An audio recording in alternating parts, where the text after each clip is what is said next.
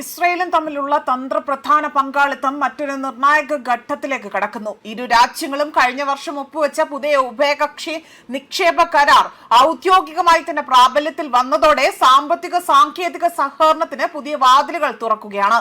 നിക്ഷേപകർക്ക് കൂടുതൽ സുരക്ഷിതവും സുതാര്യതയും ഉറപ്പാക്കുന്ന ഈ കരാർ ഇന്ത്യ ഇസ്രായേൽ ബന്ധത്തിലെ ഏറ്റവും പ്രധാനപ്പെട്ട സാമ്പത്തിക നാഴികക്കല്ലായി തന്നെയാണ് അടയാളപ്പെടുത്താൻ ഒരുങ്ങുന്നത്. 1996 മുതൽ തന്നെ നിലവിലുണ്ടായിരുന്ന പഴയ നിക്ഷേപ കരാറിന് പകരമായാണ് പുതിയ BIA നടപ്പിലാക്കിയത്. അന്താരാഷ്ട്ര നിക്ഷേപ നിയമങ്ങളിലെ ആധുനിക മാനദണ്ഡങ്ങൾ ഉൾക്കൊള്ളുന്ന ഈ കരാർ ഇരു രാജ്യങ്ങളിലെയും നിക്ഷേപകർക്ക് കൂടുതൽ പ്രചോദനയോഗ്യവും അതുപോലെ തന്നെ നിയമപരമായി തന്നെ സുരക്ഷിതവുമായ ബിസിനസ് അന്തരീക്ഷം ഉറപ്പാക്കുന്നു. അതിലൂടെ തന്നെ ഹൈടെക്, പ്രതിരോധം, കാർഷിക സാങ്കേതിക വിദ്യ, സൈബർ സുരക്ഷ, അതുപോലെ സ്റ്റാർട്ടപ്പ് മേഖലകൾ ഉൾപ്പെടെ തന്നെ നിരവധി മേഖലകളിൽ പുതിയ നിക്ഷേപങ്ങൾക്ക് വഴിയൊരുക്കുമെന്നതാണ് പ്രതീക്ഷിക്കുന്നത്. അതേസമയം ഇന്ത്യയെ ആഗോള നിക്ഷേപ കേന്ദ്രമാക്കി മാറ്റാനുള്ള കേന്ദ്ര സർക്കാരിന്റെ ശ്രമങ്ങൾക്ക് ഈ കരാർ വലിയ പിന്തുണ നൽകുമെന്നും വിലയിരുത്തപ്പെടുന്നുണ്ട്. അതേസമയം ഇന്ത്യയുടെ വിപുലമായ വിപണിയും ഇസ്രയേലിന്റെ അത്യാധുനിക സാങ്കേതിക വിദ്യയും ഒരുമിക്കുമ്പോൾ ഇരു രാജ്യങ്ങൾക്കും ദീർഘകാല സാമ്പത്തിക നേട്ടങ്ങൾ ലക്ഷ്യമാക്കുമെന്നതാണ് വിദഗ്ധർ ഇവിടെ വ്യക്തമാക്കുന്നത്.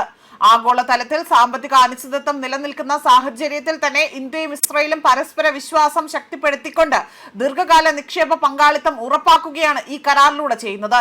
പശ്ചിമേഷ്യയിലെ വെല്ലുവിളികൾക്കിടയിൽ പോലും ഇരു രാജ്യങ്ങളും സാമ്പത്തിക സഹകരണം കൂടുതൽ ശക്തമാക്കുന്നുവെന്ന സന്ദേശം കൂടിയാണ് പുതിയ കരാർ നൽകുന്നത്. പുതിയ കരാർ രാജ്യങ്ങളുടെയും അല്ലെങ്കിൽ പരമാധികാരത്തെയും അവിടെ നയപരമായ സ്വാതന്ത്ര്യത്തെയും മാനിച്ചുകൊണ്ട് തന്നെ വിദേശ നിക്ഷേപകർക്ക് അവിടെ വിവേചനരഹിതമായ അന്തരീക്ഷവും മികച്ച നിയമ പരിരക്ഷയും ഉറപ്പു നൽകുന്നുണ്ട്. ഇന്ത്യൻ വിപണിയിലേക്ക് കൂടുതൽ വിദേശ മൂലധനം ആകർഷിക്കുന്നതിനോടൊപ്പം തന്നെ ഇസ്രയേലിന്റെ അത്യാധുനിക സാങ്കേതിക പരിജ്ഞാനം പ്രയോജനപ്പെടുത്തുവാനും ഈ കരാർ സഹായകരമാകും. പ്രത്യേകിച്ച് പ്രതിരോധം, സൈബർ സുരക്ഷ, നിർമ്മിത ബുദ്ധി, അതുപോലെ തന്നെ ഡീപ് ടെക്, ജല മാനേജ്മെന്റ്, ഇതിനെല്ലാം തന്നെ പുനരുപയോഗ ഊർജം തുടങ്ങിയ തന്ത്രപ്രധാന മേഖലകളിൽ ഇരു രാജ്യങ്ങളും തമ്മിലുള്ള സംയുക്ത സംരംഭങ്ങൾക്ക് ഇത് പുതിയ വേഗത നൽകുന്നുണ്ട്. നിക്ഷേപങ്ങൾക്ക് ദേശ സർക്കാരിന് അതിനെതിരെയുള്ള ശക്തമായ ഒരു സുരക്ഷയും നിക്ഷേപകർക്ക് അവരുടെ ലാഭവും ലാഭവിഹിതവും എളുപ്പത്തിൽ തന്നെ മാതൃരാജ്യങ്ങളിലേക്ക് മാറ്റാനുള്ള സൗകര്യവും പുതിയ കരാറിലേക്ക് ഏർപ്പെടുത്തിയിട്ടുണ്ട്. അതേസമയം പൊതുജന ആരോഗ്യം, പരിസ്ഥിതി സംരക്ഷണം എന്നിവയുമായി ബന്ധപ്പെട്ട തങ്ങളുടെ ആഭ്യന്തര നയങ്ങൾ ഇടപെടൽ വിദേശ കമ്പനികൾക്ക് അവകാശമുണ്ടാകില്ല എന്ന തരത്തിലുള്ള നിയന്ത്രണങ്ങളും രണ്ട് രാജ്യങ്ങളും ഇവിടെ ഉറപ്പുവരുത്തേണ്ടതുണ്ട്.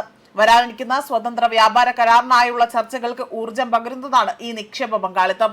ഇത് ആഗോളതലത്തിൽ പ്രതിരോധ ശേഷിയുള്ള വിതരണ ശൃംഖലകൾക്ക് കെട്ടിപ്പടുക്കുവാനും ഇന്ത്യയുടെ വികസിത ഭാരതം എന്ന ലക്ഷ്യങ്ങൾ കൈവരിക്കുവാനും സഹായകരമാകുമെന്നതാണ് വിലയിരുത്തപ്പെടുന്നത്.